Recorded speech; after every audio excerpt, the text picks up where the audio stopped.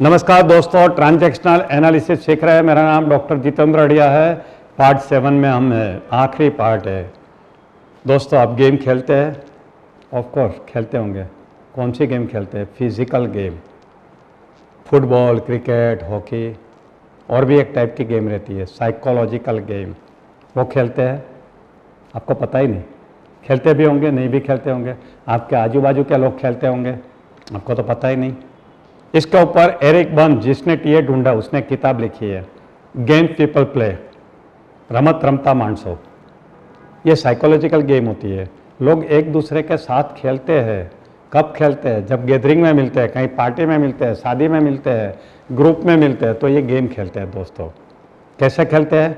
जैसे physical game खेलते हैं, एक आदमी स्टार्ट करता है, दूसरा उसको रिस्पॉन्ड करता है। सिंपल है।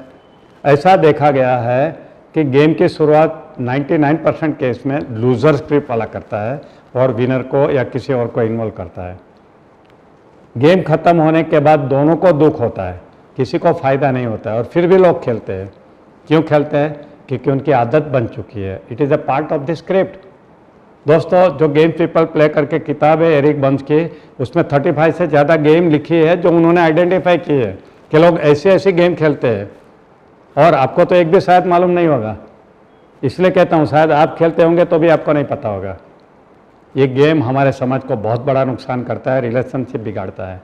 दोस्तों, जानना जरूरी है कि कौन से गेम लोग खेलते हैं, कैसे खेलते हैं, ताकि आपके साथ कोई गेम खेले तो आप उसको रोकें और उसका पार्ट नहीं बने। एक छोटा सा एग्जांपल दूँ। एक गेम होती है किक मी गेम, यानी मुझे लात मारो।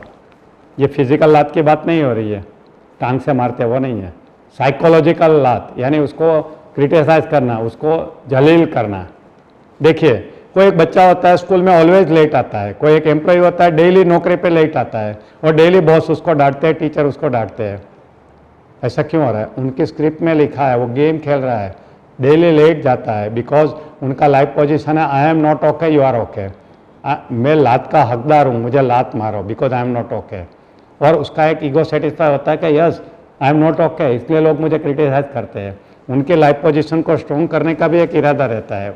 उनको इसमें संतोष मिलता है कि देखो आई एम नॉट ओके, इसलिए सब लोग मुझे जलील करते हैं।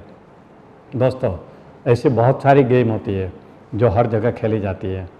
अगर आपको ये गेम से बचना है तो आपको ये गेम सीखना पड़ेगा। कभी मैं चांस मिला तो ये भी आपको सिखाऊंगा, नहीं तो आप ये किताब ज़रूर पढ़िए, game people play, Eric Berne's की। दोस्तों, तो ये गेम्स रिपीटेटिव होती है, संबंधों को नुकसान करती है, इसलिए हमें कभी भी खेलना नहीं चाहिए। ये लोगों की आदत बन जाती है। सिर्फ आपको ये सीखना है कि how to deal with game.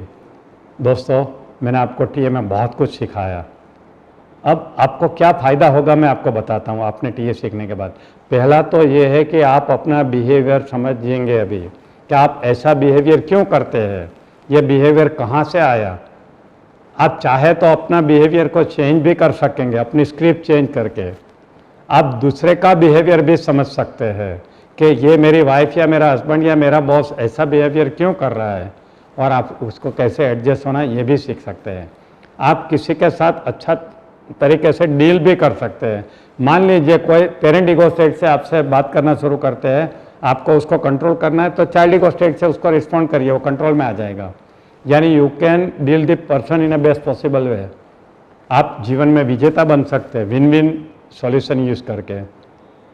इसलिए टीए किताब के ऊपर मैंने लिखा है, जीवन के शतरंज की बाजी ऐसे खेलो, सामने को भी जीताओ और खुद भी जीतो, विन विन। आप अपना बिजनेस को बढ़ा सकते हैं टीए सीखने के बाद। आपका लोगों के साथ बहुत अच्छी एक्सेलेंट रिलेशनशिप हो जाएगी। आप अच्छे लीडर बन सकते हैं। आपको मन की शांति बहुत मिलेगी।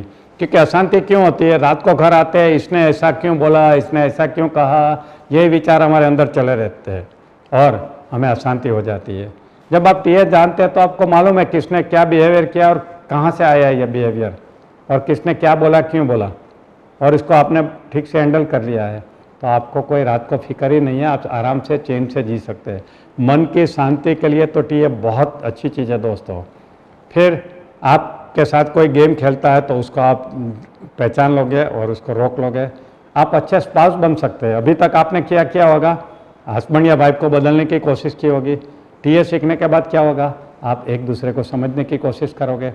एडजस्ट होने की कोशिश करोगे तो आपका अच्छा सा लाइफ बन जाएगा, मैरिड लाइफ। आपकी इनकम भी बढ़ेगी और आपका हेल्थ अच्छा हो जाएगा। क्योंकि अगर अभी तक आप हाई पेरेंट ईगो स्टेट में जीते थे, अब आपको समझ में आ गया कि आपको इतनी सारी बीमारी कहाँ से हुई। अभी ईगो स्टेट चेंज करना शुरू करो, ज़्यादातर चाइल्ड ईगो स्टेट में रहा करो। ये भी तो आपकी स्क्रिप्ट में लिखा है कि आपको चाइल्ड ईगो स्टेट में रहना है या पेरेंट ईगो स्टेट में। यानी जब आप स्क्रिप्ट चेंज करोगे तब पता चलेगा कि मुझे कैसे चाइल्ड ईगो स्टेट में जाना है और तब जा पाओगे। आप अपने बच्चे को सुपर चाइल्ड बनाना चाहते हो, इसकी वजह से बना सकते हो। कैसे? उसको ऑलवेज पॉजिटिव स्ट्रोक दो, कभी नेगेटिव स्ट्रोक मत दो, कभी स्ट्रोक हंगर में मत रखो, नो स्ट्रोक सिचुएशन में रखो ही मत। आप अच्छा पेरेंटिंग का काम कर सकते हैं क्योंकि आपके बच्चे की स्क्रिप्ट की जिम्मेदारी आपकी है। पैदा होता है तब से आपने उसकी स्क्रिप्ट लिखना शुरू की है। तो अगर आप ऐसी स्क्रिप्ट लिखो जिसमें से नरेंद्र मोदी बने, मुकेश अंबानी बने, शिवाजी महाराज बने, अमित शाह बने, तो you are a good parent. तो आपको क्या करना है कि इससे आप अच्छे पेरेंट बन सकते हैं। आप ये जनरेशन गैप को कम कर सकते हैं क्योंकि आप अपने पेरेंट के बिहेवियर को भी समझ सकते हैं और एडजस्ट होते हैं, अपने बच्चों के बिहेवियर को भी समझते हैं और उसके साथ भी एडजस्ट होते हैं। There is no generation gap. और दिल मिल दोनों के रिलेशन अच्छे हो जाते हैं। आप बोले ये दिल मिल क्या है? Daughter in law, mother in law, सास बहू की बात कर रहा हूँ। ये दोनों अगर टीए सीखे ना तो दोनों की रिलेशनशिप इंप्रूव हो जाती है। और टीए सीखने से तो आपके जीवन में बहुत फ़ायदा है, ज़रूर सीखिए। इस सेमिनार में मैंने आपको काफ़ी कुछ सिखाया। कभी बड़ा एडवांस कोर्स लेके आऊँगा मैं टीए का, जिसमें बहुत सारी प्रैक्टिकल ट्रेनिंग होगी, एक्सरसाइज होगी। कम से कम इतना सीख के तो आपका लाइफ बदलिए, बाकी आगे की बात करेंगे। आई होप आपको बहुत मज़ा आया होगा।